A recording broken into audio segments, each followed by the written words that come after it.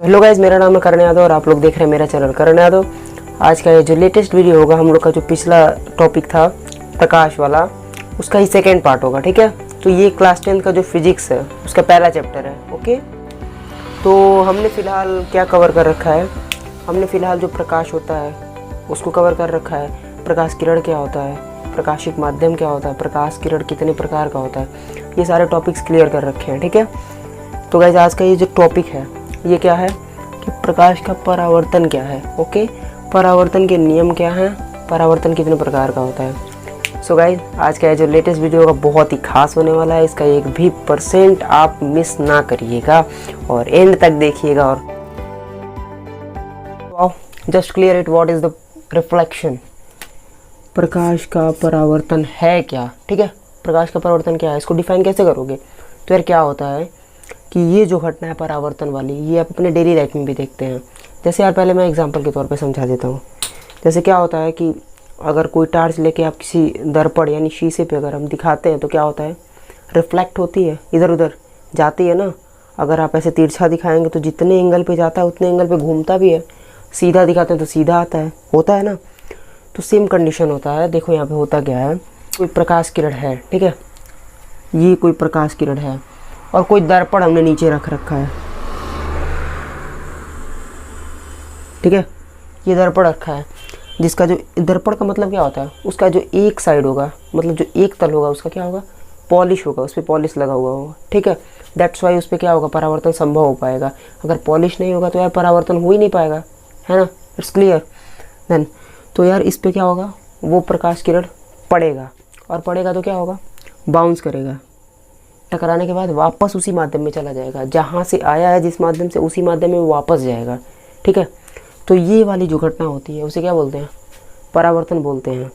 यानी कि प्रकाश किरण का किसी चिकनी सतह पर गिरना और गिरने के बाद उसी माध्यम में, जिस माध्यम से आई है उसी माध्यम में वापस जाना, ये क्या कहलाएगा, परावर्तन कहलाएगा। ठीक है, तो देखो यार होता क्या है, जब कोई प्रकाश किरण किसी पालिश युक्त चिकना सतह, यही है, ओके, उस पर गिरेगी तो गिरने के बाद वह पुनः उसी माध्यम में वापस लौट जाएगी, जिस माध्यम से आई है उसी माध्यम में वापस लौट जाएगी।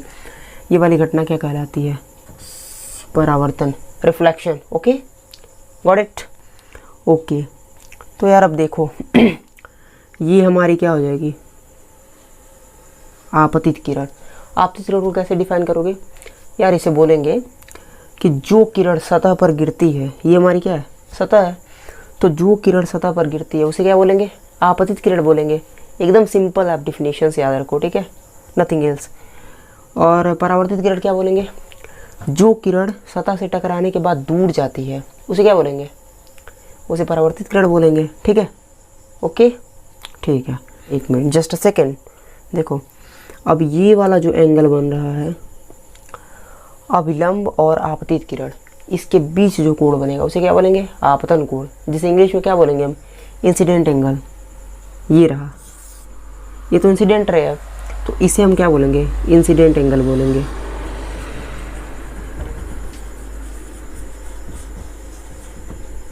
इंसिडेंट एंगल, और इसे क्या बोलेंगे, रिफ्लेक्टिंग एंगल। रिफ्लेक्टिंग एंगल, ठीक है। तो परावर्तित किरण और अभिलंब के बीच बना कोण होगा रिफ्लेक्टिंग एंगल, यानी परावर्तन कोण, और आपतित किरण और अभिलंब के बीच बना कोण क्या होगा, हमारा आपतन कोण होगा। ओके, या अब अभिलंब क्या होगा, अभिलंब क्या होगा, इसे कैसे डिफाइन करेंगे?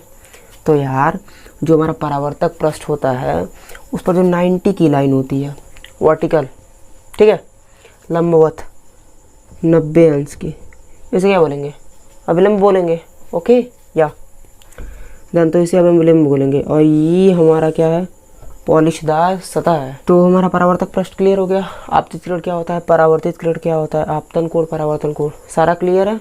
तो इसको ओवरऑल एक शॉर्ट में देखते हैं कि क्या बोलेंगे। ठीक है, तो हम शॉर्ट में देखते हैं कि प्रकाश का परावर्तन कैसे बोलेंगे। तो यार देखो सिंपल एकदम, जब कोई प्रकाश किरण किसी चिकनी सतह पर गिरती है तो टकराने के बाद वह पुनः उसी माध्यम में वापस लौट जाती है। इसी घटना को हम क्या बोलते हैं, परावर्तन बोलते हैं। इंग्लिश में हम इसे रिफ्लेक्शन बोलते हैं। ठीक है, सो हमारा जो नेक्स्ट टॉपिक है वो हमारा क्या है, परावर्तन कितने प्रकार का होता है, टाइप्स ऑफ रिफ्लेक्शन। ओके, तो परावर्तन देखो यार, दो प्रकार का परावर्तन होता है। एक तो होता है नियमित परावर्तन और एक होता है अनियमित परावर्तन या विसरित। अब विसरित का मतलब क्या होता है? विसरण मतलब होता है फैलना, तो विसरित मतलब फैला हुआ। ओके, हम बताते हैं अभी क्या होता है। तो नियमित परावर्तन में सारी की सारी किरणें चिकने सतह पर गिरेंगी और टकराने के बाद वो क्या होगा? एक दूसरे के समांतर हो जाएंगी। और नियमित या विसरित परावर्तन, इरेगुलर और डिफ्यूज्ड रिफ्लेक्शन। ओके, इसमें हमारा क्या होगा कि जो परावर्तन होगा वो खुरदुरे पृष्ठ से होगा, खुरदुरे पृष्ठ से होगा। और इस पे क्या होगा? सारी प्रकाश किरणें पड़ेंगी, लेकिन पड़ने के बाद जब परावर्तन होगा तो वो क्या होंगी? सारे दिशाओं में फैल जाएंगी। मतलब एक दूसरे के वो समांतर नहीं होंगे, ऐसे नहीं होंगे यार, मतलब ऐसे नहीं होंगी, ठीक है। ये क्या हो जाएंगी? इधर उधर फैल जाएंगे। देखो ये प्रकाश किरण गिरने के बाद इधर जा रही है, ये इधर जा रही है, ये एकदम से चेंज हो जा रहा है, ठीक है। तो मतलब एक दूसरे के समांतर नहीं होंगी, वो मतलब ये डिफरेंट डायरेक्शंस में फैल जाएगी। Okay, got it. तो ओवरऑल परावर्तन दो प्रकार का होता है, नियमित और एक अनियमित, ठीक है। ओके, फिर हमारा जो नेक्स्ट टॉपिक है वो क्या है कि प्रकाश का जो परावर्तन होता है उसके नियम कितने हैं, परावर्तन के कितने नियम है, ठीक है। तो यार परावर्तन से संबंधित दो नियम होते हैं, ठीक है। दो नियम क्या क्या होते हैं देखते हैं। दो नियम होते हैं, ठीक है। पहला क्या होगा कि जो आपतन कोण होगा वो हमेशा परावर्तन कोण के बराबर होगा। आपतन कोण यानी ये जो है वो हमेशा इसके बराबर होगा, ये दोनों आपस में बराबर होंगे।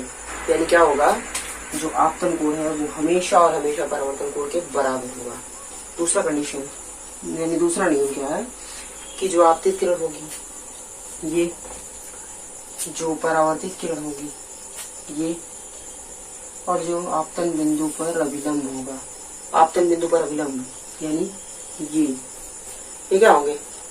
ये तीनों एक ही तल में स्थित होंगे। ये जो तीनों होंगे वो एक ही तल में स्थित होंगे। देखो यहाँ पे, ये भी यहाँ पे आके, ये भी यहाँ पे, ये भी, ये तीनों कहाँ पे? एक ही तल में स्थित है। Okay, got it. या तो यार दो ही नियम याद रखने हैं एकदम सिंपली कि जो एंगल आई होगा वो एंगल आर के बराबर होगा, ये। और आपतित किरण, परावर्तित किरण और आपतन बिंदु पर अभिलंब तीनों एक ही तल में स्थित होंगे। सिंपल। दूसरा क्या है? प्रकाश की उत्क्रमणीयता क्या है? रिवर्सिबिलिटी। यानी रिवर्सिबिलिटी का मतलब क्या होता है? उल्टापन। रिवर्स माने उल्टा, तो उत्क्रमणीयता यानी कि उल्टा होने का गुण। ओके, तो देखो यार यहाँ पे ये हमारी आपतित किरण थी, ये परावर्तित किरण थी, पर उत्क्रमणीयता में सेम इसका उल्टा हो जाएगा। क्या होगा कि जो हमारी परावर्तित किरण थी वो इसमें क्या होगी? आपतित किरण की तरह व्यवहार करेगी।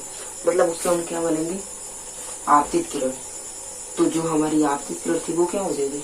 परावर्तित किरण हो जाएगी। जो यहाँ पे आपतित थी तो उत्क्रमणीयता वाले गुण में ये क्या हो जाएगी?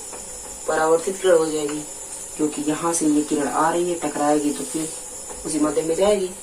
तो ये हमारा हो गया आपतित किरण और ये हमारा क्या हो गया? परावर्तित किरण हो गया, ठीक है। तो क्या होगा कि इसमें जो हमारी परावर्तित किरण होगी वो आपतित किरण की भांति व्यवहार करेगी और जो आपतित होगी वो इस प्रकार परावर्तित किरण हो जाएगी। तो यही गुण हमारा क्या होगा? प्रकाश का यही गुण क्या होगा? प्रकाश की उत्क्रमणीयता होगी। तो यानी इसके अंदर अपने गमन पथ को उत्क्रमित करने का गुण होता है, यानी उल्टा करने का गुण होता है। यही क्या होता है? प्रकाश की उत्क्रमणीयता होती है। ओके, आज का हमारा जो टॉपिक था वो खत्म हुआ और हम मिलते हैं अगले वीडियो में एक नए टॉपिक के साथ। जो हमारा क्या होने वाला है? अगला वीडियो हमारा इमेज यानी प्रतिबिंब पे होने वाला है। दर्पण क्या है, दर्पण से प्रतिबिंब कैसे बनेगा, इन सारे टॉपिक्स पर हम बात करेंगे। बहुत ही तगड़े तरीके से समझाएंगे आपको। दर्पण से प्रतिबिंब बनाना एकदम क्लियर हो जाएगा और हमेशा याद रहेगा, ठीक है, गारंटी है। ओके, तो यार गाइस मेरे चैनल को सब्सक्राइब करके रखना ताकि मेरी जो अगली वीडियो है वो आप तक पहुंचे सबसे पहले। और यार इसे अपने दोस्तों के साथ शेयर जरूर करना जो कि स्टूडेंट्स हैं, ठीक है, क्योंकि ये बहुत ज्यादा हेल्पफुल होगा उनके लिए। एकदम अच्छे से एकदम तगड़े तरीके से समझना और कोड के रख देना है। सो तब तक के लिए bye bye, see you again.